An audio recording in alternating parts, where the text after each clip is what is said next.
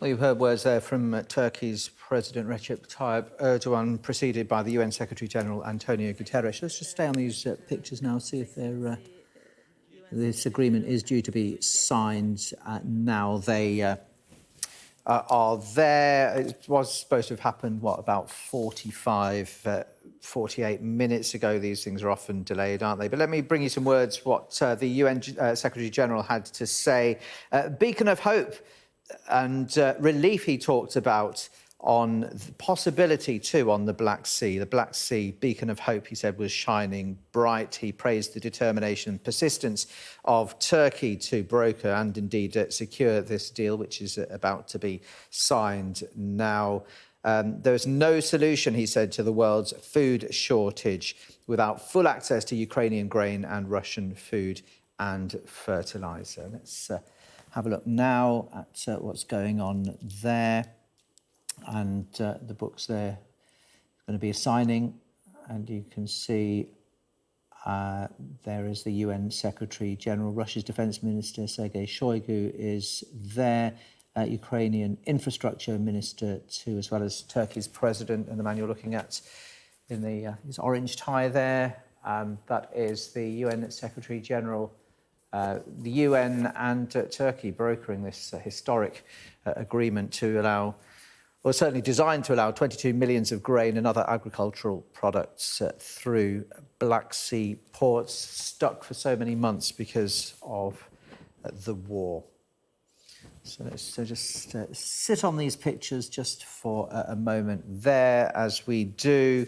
So some significant words from the UN Secretary-General and Turkey's President speaking there, dignitaries from Russia and Ukraine. Let's bring in Alex Rossi. So we've been waiting for it, haven't we, this agreement to be signed for around 50 minutes. Alex, that is now happening as we've heard some words from the UN Secretary-General and some praise for Turkey.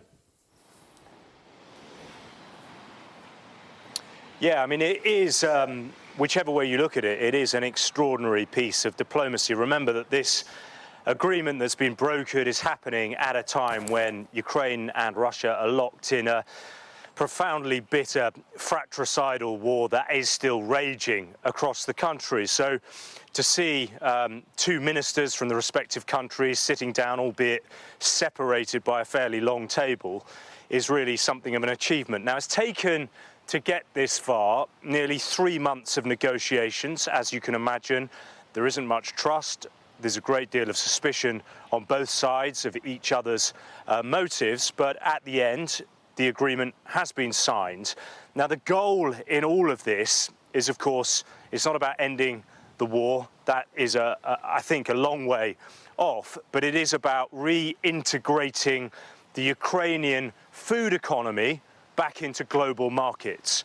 Now, something like 22 million tons of grain is currently trapped in silos in Ukrainian ports, primarily the Ukrainian port city of Odessa, and it can't get out because of a naval blockade that Russia has put in place since it launched its invasion on the 24th of February. Now, this agreement is very focused, but what it should mean in time, and according to senior UN officials, it could be as soon as 10 days, perhaps 2 weeks, when we see the first ships leaving with grain. But it should mean eventually, and to get fully working, it perhaps might take a month because it is a big logistical challenge. But you could see something like 5 million metric tons of grain leaving Ukrainian ports, heading through the Black Sea and into Turkish waters through the Bosphorus, where it will be distributed around the world, particularly to countries in the global south, which are really facing inflationary pressure as a result of the cost of living crisis,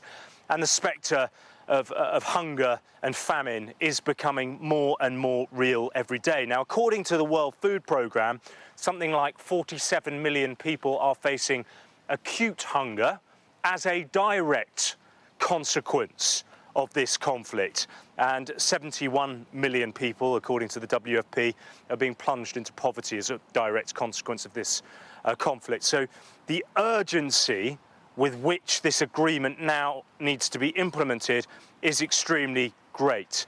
Now, it is a day of hope. It is a day of optimism. You heard the Secretary-General, Antonio Guterres, speaking there, talking about a beacon of hope on the Black Sea. But there are caveats in all of this. As I was saying earlier, trust is in very short supply, and it could be that even though there is ink now on this agreement, that it could break down very easily. It's called the Black Sea Initiative, but perhaps the best way of looking at it is really as a ceasefire at sea.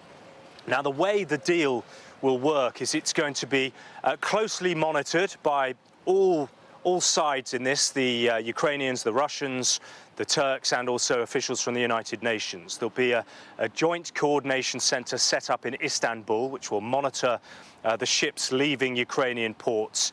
But crucially, and this was a sticking point in the negotiations, particularly for Moscow, there will be physical inspections of ships heading back to Ukrainian ports to make sure that there won't be any weapons on board those ships that Ukraine could use to prosecute the war. So that's kind of where we are at it. But of course, as I was saying, it could break down. But I think it's fair to say that this is a big moment, and it is a moment of hope.